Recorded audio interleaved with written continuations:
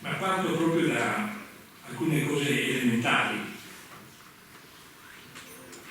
I programmi che cosa sono? Sono un testo ministeriale, centrale, che ha come funzione quella di garantire una uniformità sul territorio nazionale in relazione a un ordine di scuola.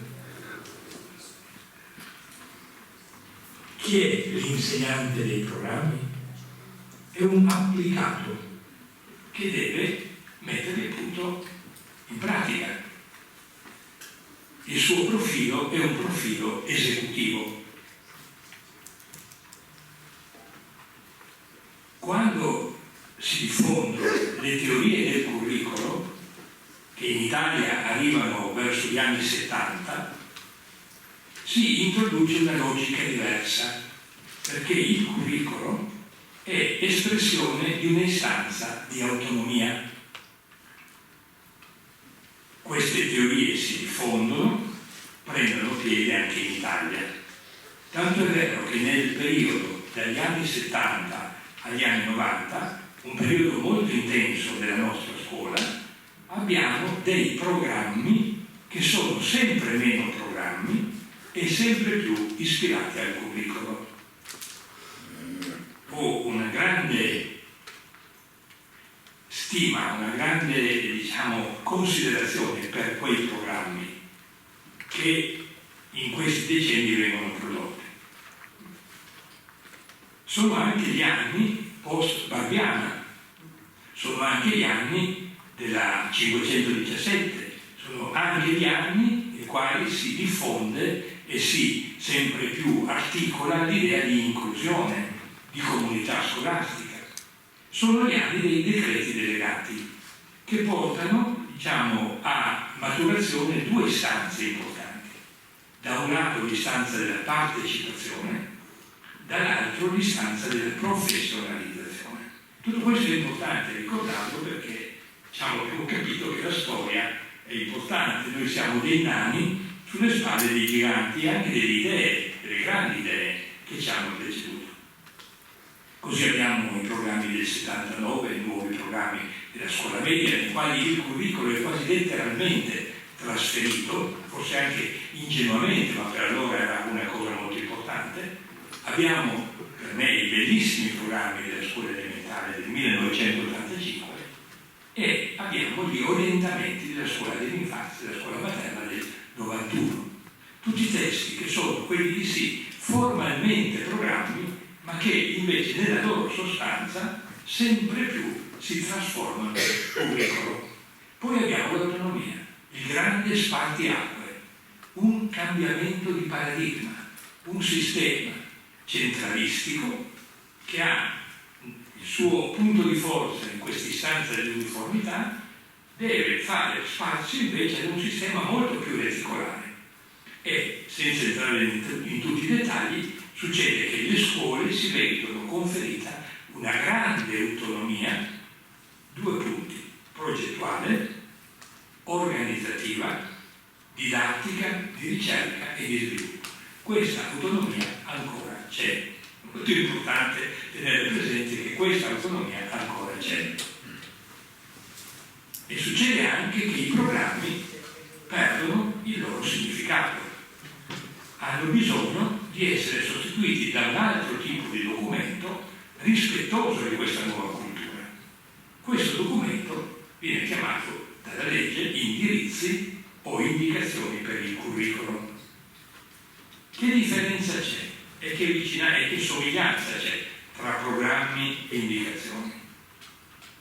Come i programmi, le indicazioni hanno questa responsabilità di rappresentare un punto di riferimento nazionale. Anzi, la loro responsabilità è ancora più forte, perché in un sistema che potrebbe polverizzarsi, frazionarsi nei piani dell'offerta formativa, del curriculum, proprio che tanto è ben scritto quanto più è legato al luogo nel quale si lavora, quindi un grande principio di differenziazione, allora le indicazioni hanno la responsabilità di una tenuta unitaria. Quindi in questo sono simili ai programmi, ma si discostano decisamente dai programmi perché non devono essere invadenti, non devono essere curriculum, non devono essere guida didattica, non devono essere ad un eccessivo tasso di prescrittività. Questo è molto importante per pesare poi le indicazioni, queste, quelle che verranno fatte, valutarle alla luce di queste idee. Poi comincia la storia delle indicazioni. E qui abbiamo due diversi modelli che si alternano. Il primo, le prime indicazioni si chiamano indirizzi per il curriculum.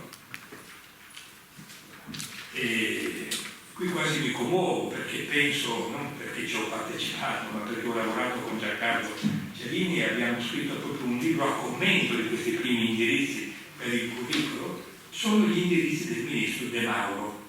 Diciamo, Berlinguer, De Mauro, vengono varati questi indirizzi che rappresentano una grande innovazione anche dal punto di vista dei cicli, ma non sto qui a dire, e come sono per il primo e per il secondo ciclo, durano lo spazio di un'estate. Arriva Moratti e dice punto e a capo. Poi la storia presenta questi due modelli. Da un lato il modello, diciamo, inaugurato da De Mauro, Berlinguer De Mauro, ripreso da Fioroni con le indicazioni del 2007 e ulteriormente valorizzato dal ministro Profumo con le indicazioni del 2012 della ministra Fedeli, vedo qui Franca con la quale abbiamo tanto lavorato per il testo che l'integra nel 2018, e tutti questi testi che ho citato sono sulla linea della continuità, dell'aggiornamento migliorativo, se possibile, che si chiama innovazione. Oppure c'è il modello del punto a capo, di cui il primo esempio è quello dei Moratti, che cancella tutto il lavoro, e poi questo testo, questa bozza di testo di cui stiamo discutendo, che ripropone esattamente la stessa logica del punto e a capo. Sono legittime entrambe, però bisogna sapere di cosa si tratta. Nella logica, diciamo, della continua manutenzione del testo c'è da un lato il rispetto del lavoro della scuola, c'è il rispetto del lavoro di chi ci ha in qualche modo investito, ha fatto formazione, ha fatto ricerca, c'è la considerazione che siamo in tempi di cambiamento e che il rispetto non vuol dire mummificare un testo, ma farlo vivere facendolo possibilmente migliorare. C'è però una linea di continuità. E allora questo significa che le indicazioni sono attente alla scuola, che è considerato un bene comune, non vanno a stravolgere la scuola. Tra l'altro tutte le commissioni, ho avuto proprio questa forse fortuna personale o professionale di partecipare a tutte le commissioni del primo tipo, De Mauro, poi Fioroni, poi Profumo, poi... Bene, tutte quelle commissioni erano plurali al loro interno, erano plurali per provenienza, per cultura, per storia, per sensibilità, erano plurali, e c'era quindi un confronto interno che consentiva a quel testo di poter interpretare la pluralità della scuola. Scuola, bene comune. Poi c'è l'altra strada, quella del punto a capo, che è legittima perché viene fatta in maniera democratica, no? Una scelta, il ministro dice adesso comando io, decido io, però ha come conseguenza la svalutazione di tutto quello che c'era prima. La scuola cessa di essere bene comune e diventa di parte, di proprietà. C'è una concezione proprietaria della scuola, anche questo è bene saperlo. Quando si viene accusati di ideologia, bisogna chiedersi dove sta l'ideologia. Se in una commissione rispettosa e plurale o in una commissione di parte che procede per contrapposizione. Ma comunque non era di questo che volevo parlare, ma volevo segnalare intanto questi modi di fare innovazione. E avevo anche, non so se quali trovo, ma voluto, vediamo se trovo, ecco, vi leggo alcuni passi tratti dai documenti, dalle lettere dei ministri. Ogni volta che si fanno le indicazioni, i ministri scrivono una lettera, presentano questa lettera, presentano le indicazioni. Il ministro Berlinguer, che poi non è stato lui a concludere, è stato De Mauro, ma il ministro Berlinguer cosa aveva fatto? Aveva insediato una commissione di 40 saggi che avevano lavorato, avevano prodotto un documento. Questo documento era stato dato alla scuola perché venisse esaminato, perché da lì poi avrebbero dovuto nascere le indicazioni. E dice: ho il piacere, cari docenti e cari dirigenti, ho il piacere di inviarvi il documento, si chiamava così, sui contenuti essenziali della formazione di base, e vi leggo solo alcune frasi perché sono molto belle. Ritengo essenziale che tutte le componenti della scuola partecipino direttamente, non via mail, partecipino direttamente, in modo ovviamente del tutto volontario, al processo di rinnovamento del nostro sistema formativo. È infatti mia convinzione che la grande scommessa della riforma non può essere vinta senza il contributo decisivo di chi fa scuola tutti i giorni, senza far tesoro di tutte le esperienze di cui il nostro sistema scolastico ha saputo farsi veramente promotore, senza costruire le vie e gli strumenti per una adesione ed un consenso non formale, ma davvero meditati e consapevoli. E poi molto bello il testo che non leggo perché ho scelto questa parte, ma è lunga, ma molto interessante, che dice tutta l'attenzione vera alla scuola, manifestata nei fatti e dichiarata con le parole. Quando poi De Mauro licenzia gli indirizzi, dice: la Commissione non ha tanto innovato quanto piuttosto ha riorganizzato e portato a norma, perché si generalizza al meglio il ricco patrimonio di esperienze didattiche e di innovazioni istituzionali sedimentato negli anni, anzi nei decenni.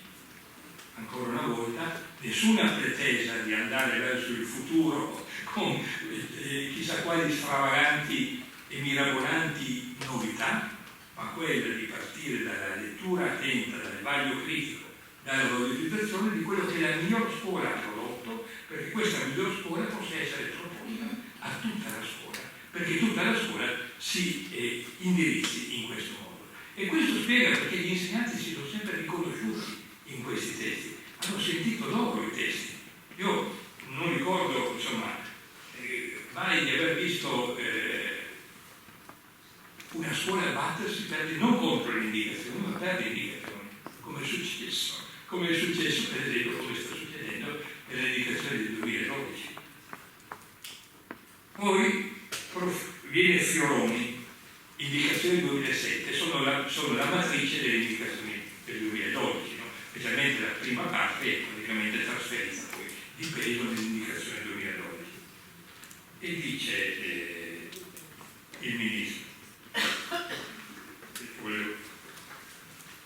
scrivendo la sua lettera: vi propongo allora di considerare la fase di attuazione delle indicazioni del 2012 come un periodo di coinvolgimento attivo e diffuso in tutte le comunità scolastiche, nelle quali torni a prevalere il gusto della ricerca, dell'innovazione metodologica, della sfida dell'apprendimento permanente per allievi e insegnanti.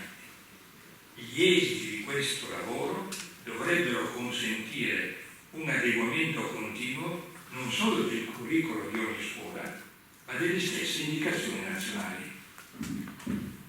Dall'altra parte c'è il punto a capo. Già questo, diciamo, è a disposizione dell'analisi e della valutazione di ciascuno di noi. Le indicazioni sono un documento che ha bisogno di cambiare, quindi nessuno contesta il fatto che le indicazioni cambiano. Perché hanno bisogno di cambiare con una certa frequenza? Perché viviamo in una società del cambiamento così rapido e così, diciamo, pervasivo, che se non vogliono diventare obsoleti c'è bisogno di un continuo miglioramento. Quindi il problema è non se cambiarli, ma come e con che metodo e con che rispetto facciamo questa operazione. detto già che siamo di fronte a un cambiamento nuovo, un nuovo punto a capo, devo giustificare, poi per piacere mi dai quando devo finire, perché io non ho proprio bisogno di un segnale, me lo dici, ecco, tanto così sono tranquillo, tanto da dire c'è proprio tanto. 3 minuti? Allora in 3 minuti, vabbè, insomma, per le consultazioni avete avuto 5 minuti, allora 3 minuti mi sembra anche una cosa. Allora, cambio di paradigma. Perché dico che c'è un punto a capo? Che cosa cambia? Guardate, c'è una cosa curiosissima. In quella specie di consultazione che è stata fatta alle scuole, e se io fossi uno membro della commissione mi vergognerei di far parte di una commissione che invece che consultare insulta l'intelligenza degli insegnanti con questi questionari già a risposta prefabbricata. Ecco, comunque guardate caso non vi si chiede niente sulla premessa, nulla, solo delle domande piuttosto sciocche, ma sulla premessa, che pure tutti sanno che una premessa è la chiave di lettura del testo, non c'è nemmeno una domanda. È evidente che disturba quel tipo di premessa. Il titolo, cultura, scuola, persona, da un lato, dall'altro persona, scuola, famiglia. La cultura scompare. Perché la cultura c'è dentro, diciamo, il capitolo introduttivo? E perché quella disposizione delle parole, che non è casuale, cultura, scuola, persona. Guardate dove sta la scuola. La scuola si trova in mezzo. Perché si trova in mezzo? Perché ha una funzione di mediazione. Mediare la cultura perché la persona possa crescere e realizzarsi. Come si media la cultura? Come scuola. In 2 modi, tutti e 2 presenti nell'educazione. Da un lato, attraverso l'alfabetizzazione culturale, fornendo gli strumenti della cultura, che sono in primo luogo le discipline di studio, ma tutti gli strumenti di sapere. Questo è un primo compito. Non i contenuti. I 3 minuti non consentono di distinguere disciplina da materia, ma sarebbe qui interessante distinguere disciplina da materia.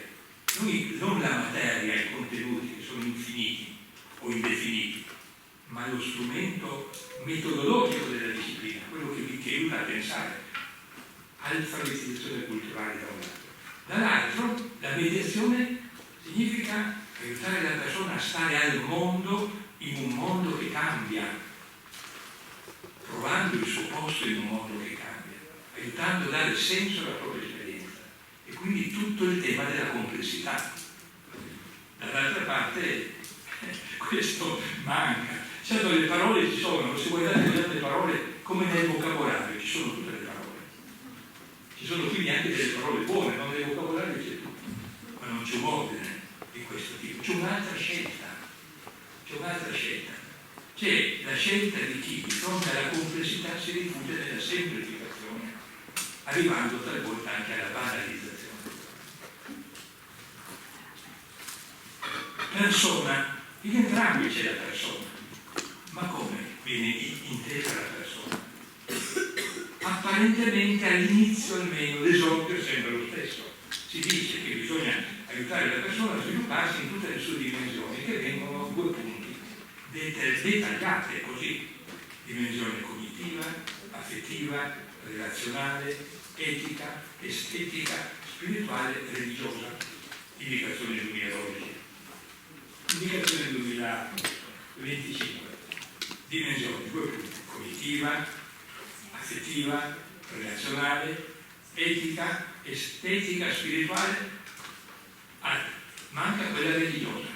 Mi sono interrogato su questo. Mi sono detto, perché un testo che abbastanza ridotto, scusate questo mio, non mette la religione tra le dimensioni? La religione non significa la fede, non significa una dimensione culturale che si chiama religione. Poi magari si capisce qualcosa se si vede quello che è successo nelle scuole dell'infanzia vicino a voi, qui l'altro giorno. La dimensione religiosa, non vuol dire la Chiesa cattolica. Quando Giacomo Leopardi scrive il canto del pastore errante, esprime una tensione religiosa di significato e poi ognuno darà per quello che riesce, per quello che trova, che è una dimensione diversa da quella bellissima dimensione spirituale. Allora mi sono chiesto, non sanno le differenze, che sarebbe grave, o temono invece che ci sia un confronto tra culture? Ma non finisce qui, persona, quindi qui ci sarebbero delle somiglianze, però già ho mostrato una stridente differenza, ma poi la persona non è semplicemente il singolo individuo irrelato dagli altri. Papa Francesco diceva non è una monade, non è una monade, è un mondo chiuso, ma dentro l'idea stessa della persona, non l'idea della natura, della persona c'è la relazione, e quindi la relazione con gli altri. C'è un bellissimo proverbio africano che dice che noi siamo persone attraverso le altre persone. E questo introduce il tema della relazione, della prosocialità, della cittadinanza. E la cittadinanza, che quindi della cittadinanza attiva, che viene poi declinata, qui penso a quanto stava dicendo prima il professor Brusa, parlando della multiscalarità, in una dimensione multiscalare, che si è cittadini contemporaneamente del proprio luogo, Treviso, della propria nazione, l'Italia, del proprio appartenenza a Europa, continente europeo, del mondo, del pianeta. Questa complessità è tutta simultanea. Non è che uno deve aspettare di avere 18 anni per passare da Treviso all'Italia e poi quando avrà 21 è simultanea. È simultanea, ma dà anche un'idea di una identità plurale. Dall'altra parte vediamo una identità rattrappita, da un lato curvata tutta su un'idea abbastanza astorica di una italianità che non si capisce bene, e poi con una, adesso diciamo, overdose di occidentalismo, anche questo non si capisce bene. Non si capisce bene che cosa si intenda per questo Occidente, che solo l'Occidente conosce la storia. Ma vediamo insomma che si risponde alla complessità col riduzionismo, col ridurre le cose. E poi c'è certamente questa idea del nuovo umanesimo, due parole che sono dentro in entrambi i testi. Nel testo dell'edizione 2012 il nuovo umanesimo è tutto collegato al discorso che ho appena fatto. E attraverso la cultura, attraverso gli strumenti culturali che si affrontano i grandi problemi che abbiamo di fronte, in un dialogo tra i saperi, in un dialogo tra le scienze, cercando di comporre da un lato la cultura scientifica, la cultura tecnologica e la cultura umanistica intorno al tema dell'identità umana. Il nuovo umanesimo è questo, una ricomposizione. Certo, Moreni è un grande ispiratore di questo testo, che ci ha aiutato a capire questo testo. Dall'altro lato, veramente non ho capito che cosa scrivere, proprio non l'ho capito. L'ho trovato scritto, ma poi non l'ho capito, a meno che non si intenda per nuovo umanesimo, il nuovo, secondo loro, l'hanno scritto, ma davvero sono andato a cercarlo, datemi un punto dove si può chiarire cosa intendi, oltre che scrivere questa bella formula, e non ho trovato nulla. Ho trovato di più quando vado a vedere chi è l'insegnante. E qui sembra addirittura che ci si trovi di fronte a qualcosa di grande, di bello, è magis. L'insegnante è magis. Magister, il maestro. Si parla tanto dell'insegnante, ma si parla dell'insegnante, poi si va a vedere, perché questo è legato al tipo di didattica, al paradigma trasmissivo che questo è là, e lo vediamo qui come in cattedra, no? L'insegnante, quello in cattedra, perché è quell'autorità a cui dobbiamo il massimo rispetto, tanto è vero che cambiano il proverbio latino maxima debetur puero reverenza, che sarebbe al bambino tu devi dare la massima riverenza, e viene scritto, possiamo dire anche massima debetur magis, reverenza, benissimo, ma qual è la reverenza che dai al maestro? Siccome, questo l'ho già detto, ma mi è stata la prima cosa che mi è venuta in mente quando leggevo queste cose. La prima immagine è stata di un maestro grande. Noi abbiamo tanti grandi maestri. Un maestro grande è stato sicuramente Mario Lodi. Mario Lodi racconta nel suo diario Il Paese Sbagliato che qualche giorno prima che iniziasse le lezioni va a scuola, va a vedere che aula gli avessero assegnato, a un'aula piccolina, e lui si preoccupa, dice: come farò a rendere accogliente questo piccolo spazio per i tanti bambini e bambine che domani arriveranno, riceverò. E allora cosa fa? Da un lato dice: cosa posso cambiare, togliere la cattedra, prende la cattedra e la mette in un angolo. Poi c'è la predella, quella che fa stare i banchi, prende la predella e la mette in un corridoio. E dice anche che la farò, è molto buona, molto utile questa, potrà essere un nostro palcoscenico quando faremo le drammatizzazioni a teatro. Questa immagine mi ha fulminato perché ho detto: qui il maestro diventa minus, cioè si fa piccolo, si abbassa. E allora, che cosa vuol dire minus?